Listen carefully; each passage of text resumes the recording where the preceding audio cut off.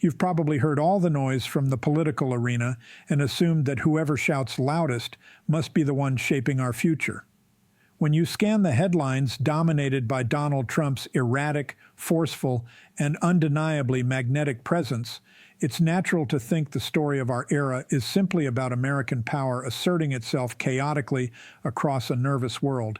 It's easy to get captivated by summits that nearly collapse or trade wars launched through social media that send markets into anxious tailspins. But if you look beyond the fireworks of the current American administration, there's a different narrative unfolding, quieter but perhaps more structurally significant. This story directly affects your income, your national identity, and the stability of institutions that support your daily life. This isn't just about a brash American president fumbling through international commerce and delicate peace negotiations. It's about a counter-reaction, a sophisticated technocratic defense of national interest coming from a neighbor too often dismissed as merely polite or passive. We're watching the emergence of a distinct form of economic nationalism, embodied not by a populist firebrand, but by Mark Carney, a man of ledgers, central banks, and tailored suits who's articulating what we might call Canada first. You may have missed this shift because it doesn't arrive with trumpet fanfare or rally theatrics. But understanding what's happening is vital because it represents a fundamental realignment in how middle powers navigate a world where the old rules of free trade and predictable diplomacy are being torn apart. When you see Donald Trump threatening tariffs or disrupting established alliances to rewrite the global order, the immediate reaction is often fear or outrage. But consider the mechanics of response. How does a nation like Canada, deeply integrated with the American economy yet distinct in its values and institutional history, protect itself? The answer lies in the maneuvering of figures like Carney, who understand that in a world of naked transactions, politeness no longer holds value as currency. You're watching a fascinating pivot where the cool, detached logic of the central banker is being weaponized to defend national sovereignty. This isn't the Canada of peacekeeping and apologies. This is a Canada learning to wield its economic leverage with a sharpness that might surprise you. The institutional decay that created this moment. To understand why this matters, you must first appreciate the institutional decay that created this moment. We've spent decades building global infrastructure based on the idea that commerce promotes peace, that interconnected markets prevent conflict, and that treaties are binding commitments rather than temporary inconveniences. You've lived your life under this canopy, perhaps taking for granted that goods would flow across borders, prices would remain relatively stable, and disputes between nations would be settled in conference rooms rather than through brinkmanship. Donald Trump, pursuing immediate tangible wins for his base, has taken a sledgehammer to these norms.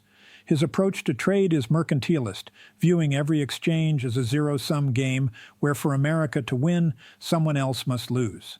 His approach to peace talks, whether in Eastern Europe or the Middle East, often bypasses the slow, careful work of diplomats in favor of personality-driven deals that can unravel as quickly as they're announced.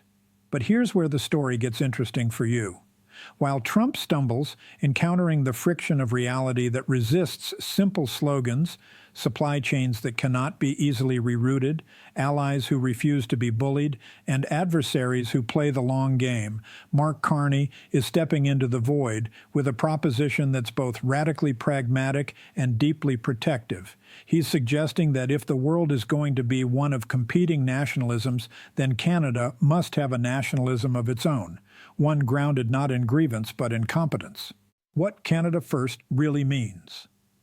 When we talk about Carney putting Canada first, we're not talking about isolationism or xenophobia.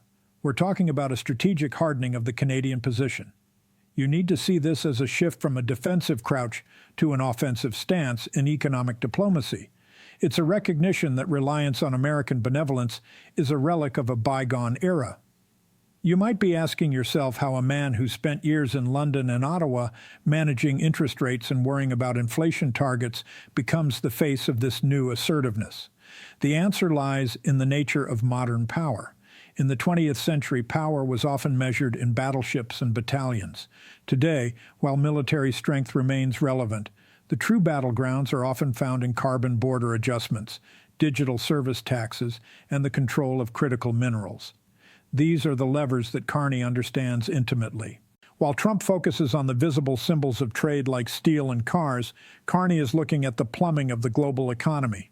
He understands that Canada possesses assets, energy, resources, stability, and a highly educated workforce that are in desperate demand. By positioning these assets strategically, he's effectively saying that Canada will no longer be a price taker in the geopolitical market. This matters to you because the success or failure of this approach will determine the cost of goods you buy, the security of the job you hold, and the value of the currency in your pocket. If Trump's chaotic approach to trade leads to fragmentation of the North American market, the shockwaves will be felt in every factory town and corporate boardroom across the continent. But if Carney's strategy of calculated leverage succeeds, it offers a blueprint for how a country can maintain its autonomy without retreating from the world. 2. Visions of leadership. You're seeing a contest between two very different visions of leadership. On one side, you have the visceral gut instinct style of Trump, which relies on the sheer weight of American market power to force capitulation. On the other, you have the cerebral, analytical style of Carney, which relies on understanding the intricate rules of the system better than the opponent and using that knowledge to extract concessions. It's crucial to recognize that this is not merely a clash of personalities. It's a stress test for our institutions. The presidency of the United States and the intricate machinery of Canadian governance are interacting in ways that the drafters of our respective constitutions and trade agreements could scarcely have imagined. We're accustomed to friction between our nations. History is littered with disputes over lumber, fish, and dairy. But the current dynamic is different. It's existential. You're witnessing a moment where the very premise of the liberal international order, the idea that rules apply equally to the strong and the weak, is being questioned. Trump challenges this order by ignoring it. Carney challenges the current power dynamic by mastering the order's complexities and using them to shield the national interest. Beyond the photo opportunities, consider the optics of recent summits or negotiations. You see the bluster, the handshakes, the photo opportunities that are dissected by pundits for hours, but look closer at the outcomes. Where Trump has sought grand bargains on peace that often evaporate upon scrutiny, leaving voids filled by bad actors, the response from a Carney-led mindset is to fortify the domestic front. It's an acknowledgement that if we cannot rely on the sheriff to keep the peace, we must build higher walls and stronger gates. This is a sobering realization for a society that has thrived on openness. It forces you to confront the uncomfortable truth that the era of easy globalization is likely over, replaced by an era of strategic competition where even friends must drive hard bargains. The irony, which I suspect is not lost on the historian in you, is that by forcing Canada to adopt a sharper, more self-interested posture, Donald Trump may have inadvertently strengthened the very neighbor he sought to dominate. Pressure, after all, creates diamonds, but it can also forge steel. In the face of tariffs and threats, the polite deference that often characterizes Canadian diplomacy is calcifying into something far more resilient. You're watching the formation of a spine stiffened by necessity. Carney's rhetoric, which emphasizes productivity, growth, and the strategic use of Canadian resources, is the intellectual armor for this new posture. It tells the world, and more importantly, it tells you, the citizen, that the country is not helpless in the face of giants. The machinery behind the strategy. As we delve deeper into this, I want you to keep in mind the mechanics of how this plays out in the back rooms of power. It's not enough to simply declare that one is putting their country first. One must have the machinery to deliver on that promise. This requires a functioning civil service, a cohesive political class, and a public willing to endure short-term pain for long-term gain.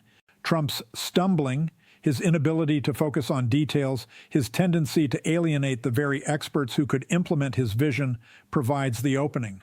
While Washington is consumed by the chaos of the court, Ottawa, under the influence of this new thinking, has the opportunity to be methodical. They can diversify trade partners, invest in key industries, and rewrite regulations that hold back innovation. But let's not be naive. The path Carney charts is fraught with risk. To play hardball with a superpower is a dangerous game. One miscalculation, one overplayed hand, and economic retaliation could be swift and devastating. You must ask yourself if the institutions of governance are robust enough to handle this level of brinkmanship. Can a system designed for consensus and gradualism adapt to the lightning speed of modern economic warfare? This is the central question we'll explore as we walk through the specifics of trade disputes and peace negotiations. We're moving beyond surface-level noise to examine the engine room of this conflict. You'll see that the stumbling blocks Trump faces are often of his own making, born of disregard for the delicate institutional frameworks that sustain global cooperation. Conversely, Carney's challenge is to prove that a technocrat can not only manage a crisis, but can also inspire a nation to embrace a more rugged path. The state of play. This is the state of play. The board is set, the pieces are moving, and the stakes could not be higher.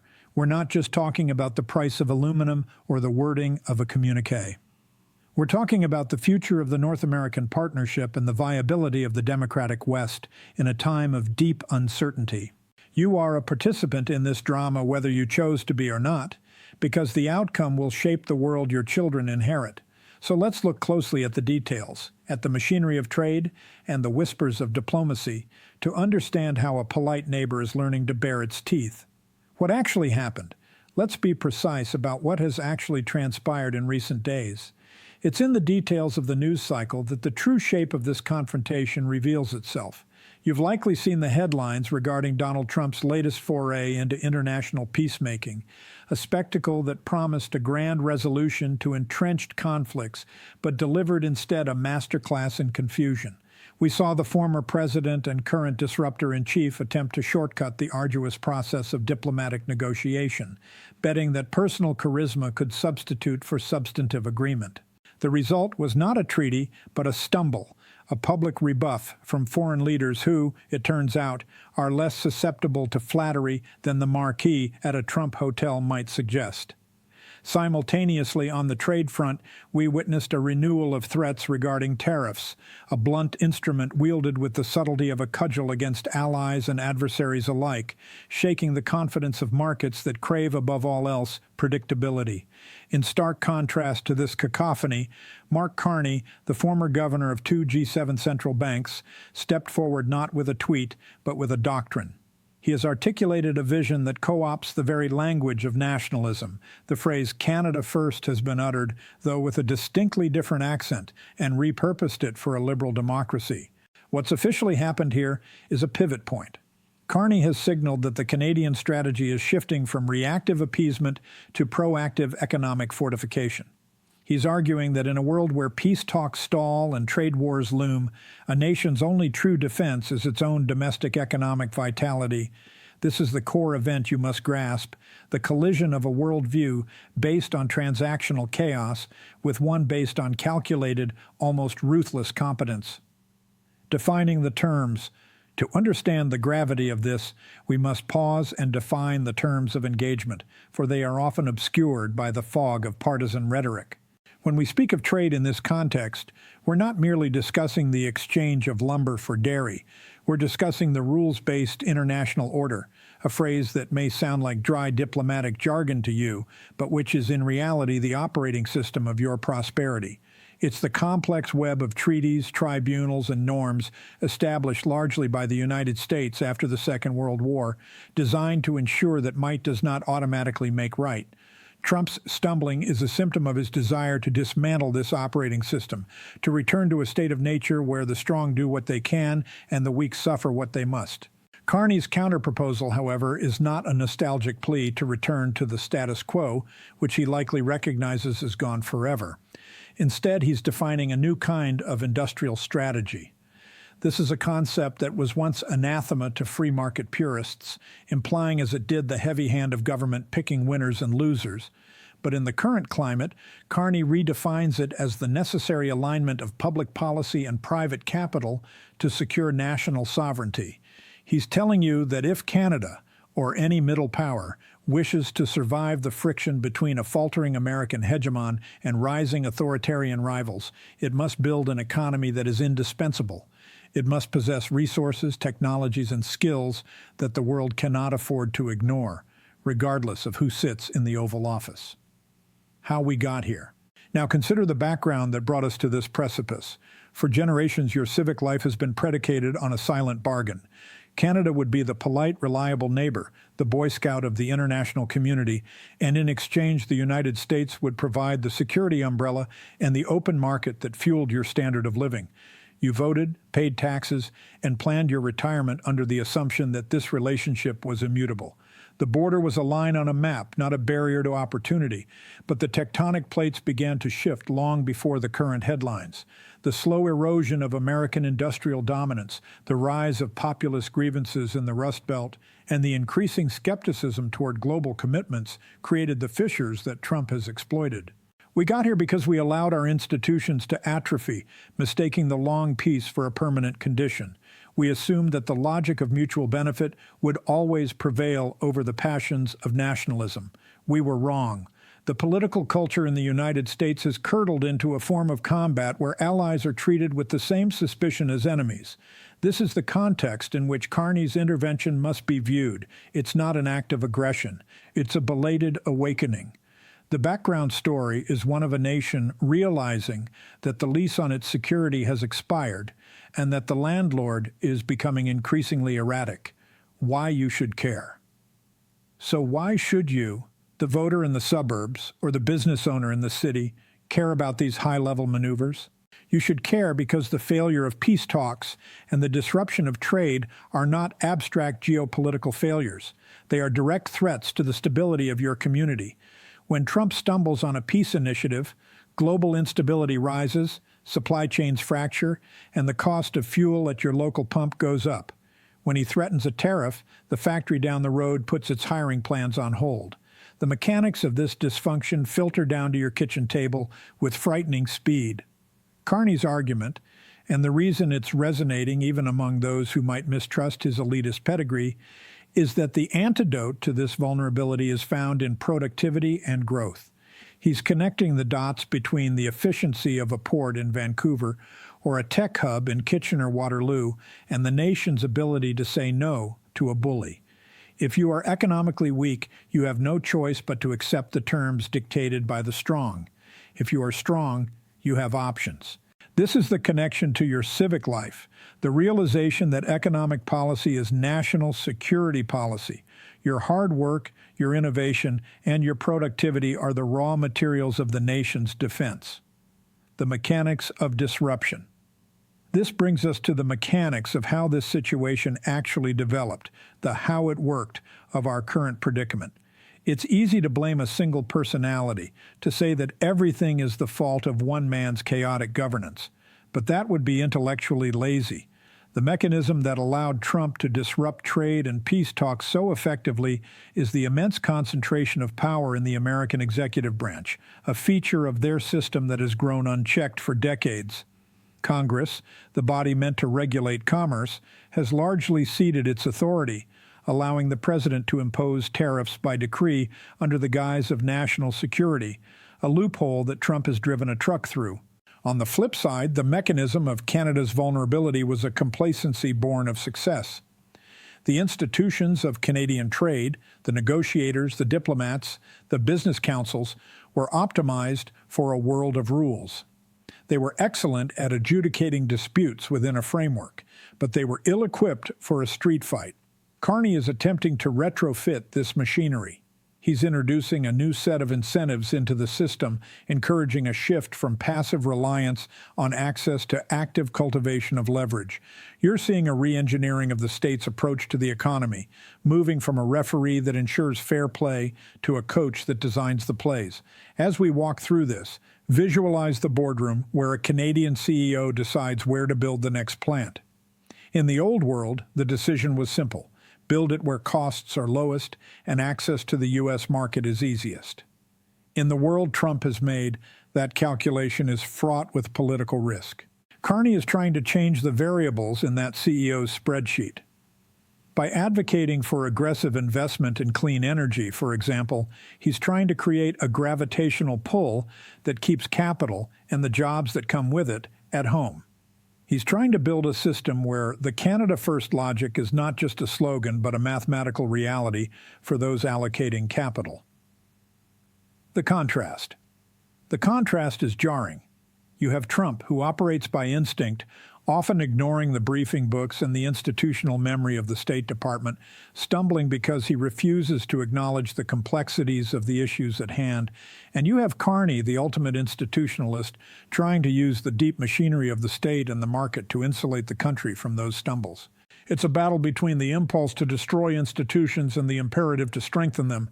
And as we shall see, the specific actors driving this, their personalities, their flaws, and their ambitions, are as important as the policies they espouse. This is where the human element intersects with the cold logic of statecraft. The men at the helm. To fully grasp the magnitude of this shift, we must look at the men standing at the helm of this collision. For institutions, however vast, are ultimately steered by individuals with distinct temperaments and flaws. In Mark Carney, you have a figure who represents the apex of the technocratic elite, a man who has navigated the hushed corridors of the Bank of England and the Bank of Canada, where a misplaced adjective can move markets. He's not a politician in the traditional retail sense. He doesn't feed on the roar of the crowd. Instead, he operates with surgical precision, understanding that in the modern economy, credibility is the ultimate currency. He is responsible for injecting a dose of cold, hard realism into the Canadian bloodstream, challenging the comfortable assumption that moral superiority is a substitute for economic leverage. He's telling you quite plainly that nice guys finish last if they don't carry a big stick. On the other side of the ledger, we have Donald Trump, the disruptor par excellence. It's crucial to understand that his stumbling on trade and peace talks is not merely a matter of incompetence, though his critics might argue it's that too. It's a feature of his worldview. He views the intricate architecture of international relations, the very architecture that Carney spent a career maintaining, as a constraint on American power. By tearing up treaties and insulting allies, he believes he's freeing the United States from the shackles of globalism. But in doing so, he is responsible for creating a vacuum of leadership that forces countries like Canada to abandon their deference. Trump's inaction, or rather his chaotic action, is the catalyst that is transforming a friendly neighbor into a calculating competitor. He has taught you, the Canadian citizen, that you can no longer outsource your security to the White House. The weight of responsibility. But we must be careful not to fall into the trap of simple villainy and heroism. This is not a comic book. Carney's approach, while strategically sound, carries its own weight of responsibility. By pushing for a more aggressive Canada-first economic nationalism, he's implicitly accepting that some inefficiencies will arise, that consumer prices may fluctuate, and that the comfort of the old seamless integration with the U.S. economy is gone. He's asking you to trade the ease of the past for the security of the future, a trade-off that is never without cost. And Trump, for all his bluster, is responding to real grievances among his own electorate, a sense that the global system has left them behind. The tragedy is that his solution, burning down the village to save it, leaves everyone, including his own voters, standing in the ashes. The wider consequences. Zoom out for a moment and consider the wider consequences of this divergence. This matters far beyond the immediate news cycle of a single election or a trade dispute. We're witnessing the fraying of the North American idea. For decades, the continent was viewed as a fortress of stability, a unified bloc of democracy and free enterprise. If Canada and the United States begin to view each other as rivals rather than partners, the geopolitical map of the Western Hemisphere changes. It signals to adversaries in Beijing and Moscow that the Atlantic Alliance is not as unbreakable as it seems. If the longest undefended border in the world becomes a line of economic friction, what hope is there for the rest of the global order? This shift also has profound implications for your domestic civic culture. We're seeing a move away from the post-national idealistic rhetoric that characterized the early 21st century toward a more hardened, pragmatic nationalism. You might find this unsettling, or you might find it overdue, but it undoubtedly changes the conversation about what it means to be a citizen. It suggests that the primary duty of the state is not to save the world, but to protect its own. It legitimizes a focus on national interest that was previously dismissed as parochial. This is a fundamental rewriting of the social contract, driven by the external shocks coming from south of the border. The human cost. However, we must never lose sight of the fact that these high-minded debates about sovereignty and industrial strategy eventually land on the shoulders of actual people. I'm thinking of the dairy farmer in Quebec who wakes up every morning wondering if a tweet from Mar-a-Lago will wipe out his family's livelihood. I'm thinking of the auto worker in Windsor whose job depends on a supply chain that crosses the border 6 or 7 times before a car is finished. For these people, Canada First is not a slogan. It's a lifeline, but it's also a source of anxiety.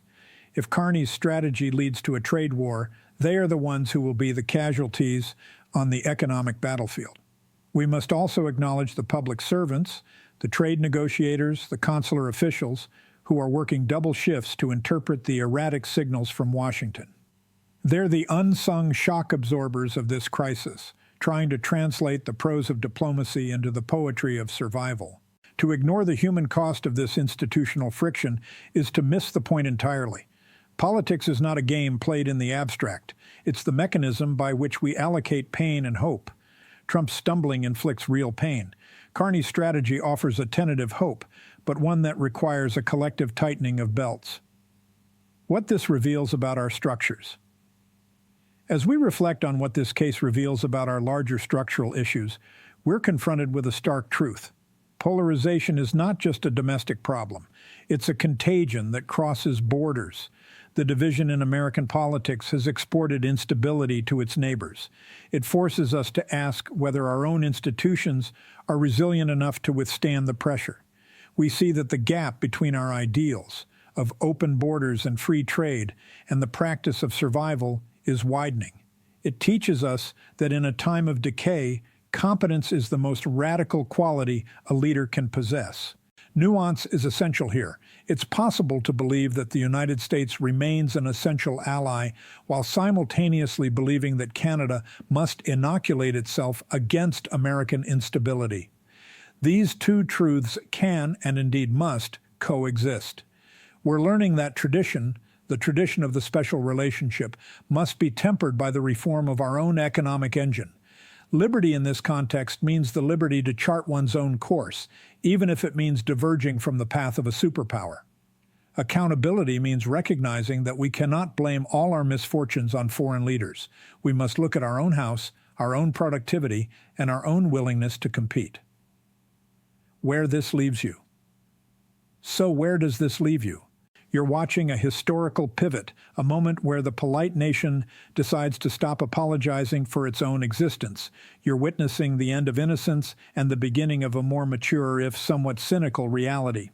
The stumbling of a president has awakened a dormant capacity for strategy in a neighbor. It's a messy, dangerous, and fascinating process, but it's one that demands your attention. I leave you with this question to turn over in your mind. If the era of automatic friendship is over, are you prepared for the era of transactional respect?